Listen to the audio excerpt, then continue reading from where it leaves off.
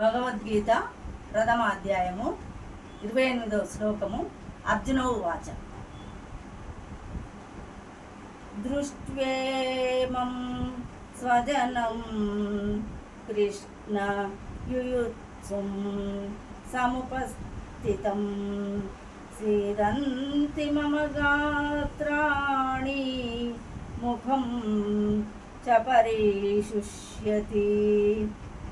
అర్జున ఉవాచ అర్జునుడు పలికెను, దృష్ట్వా చూచి, ఇమం ఈ స్వజనం దాయాదులు, కృష్ణ ఓ కృష్ణ, యుయుత్సుం యుద్ధోత్సాహముతో, సముపస్థితం సమావేశమయ్యున్న, సీదంతి కంపించుతున్నవి, మమ నా యొక్క, గాత్రాణి శరీరావయవములు, ముఖం ముఖము నోరు, చ కూడా, పరిశుష్యతి ఎండిపోవుతున్నది. అర్జునుడు పలికెను, ఓ ప్రియమైన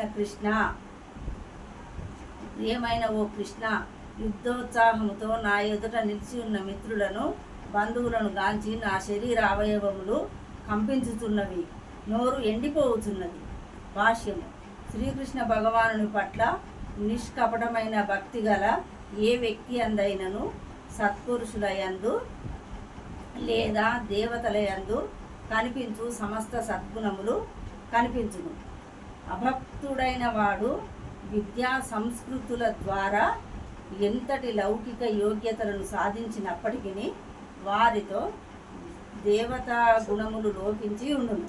కనుక తమలో తాము పోరాడుటకు నిశ్చయించుకున్న దాయాదులను, మిత్రులను, బంధువులను చూచినంతటనే అర్జునుడు వారి పట్ల దయాద్ర హృదయుడయ్యను.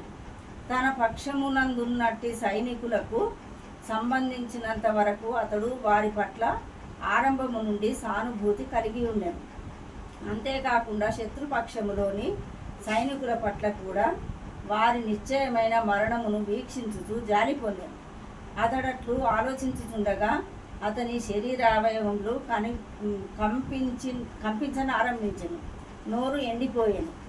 వారి యుద్ధోత్సాహమును చూచి అతడు పూర్తిగా ఆశ్చర్యములకు గురయ్యను. దాదాపు తన రక్త సంబంధికులైన బంధువుల సమూహమంతయు అతనితో యుద్ధము చేయుటకు వచ్చి ఉండెను. దయాద్ర హృదయుడైన అర్జునుడికి ఈ విషయము కలత కలిగించెను. ఇక్కడ పేర్కొనబడకపోయినను అతని శరీరావయవములు కంపించుట, నోరెండిపోతే కాకుండా అతడు జాలిచే రోధించుచుండెనని కూడా ఎవరైనను సులభముగా ఊహింపగలరు. అర్జునుని అందరి ఇట్టి లక్షణములకు అతని కోమల హృదయమే కారణము, కానీ బలహీనత కాదు.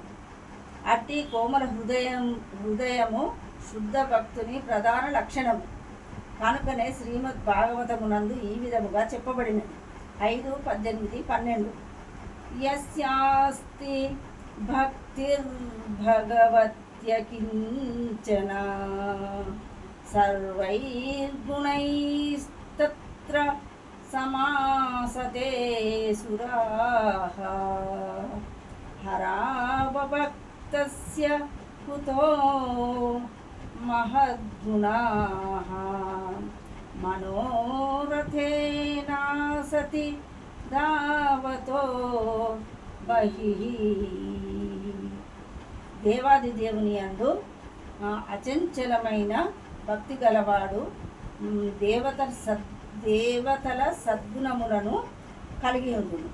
అట్లుగాక భగవానుని పట్ల భక్తి లేనివాడు అల్పములైనట్టి లౌకిక గుణములను మాత్రమే కలిగి ఉండును. ఇందుకు అతడు మానసిక స్థితినందు వర్తించుతూ స్పష్టంగా కనవచ్చు. భౌతిక శక్తిచే ఆకర్షింపబడుటయే కారణం. జై శ్రీకృష్ణ.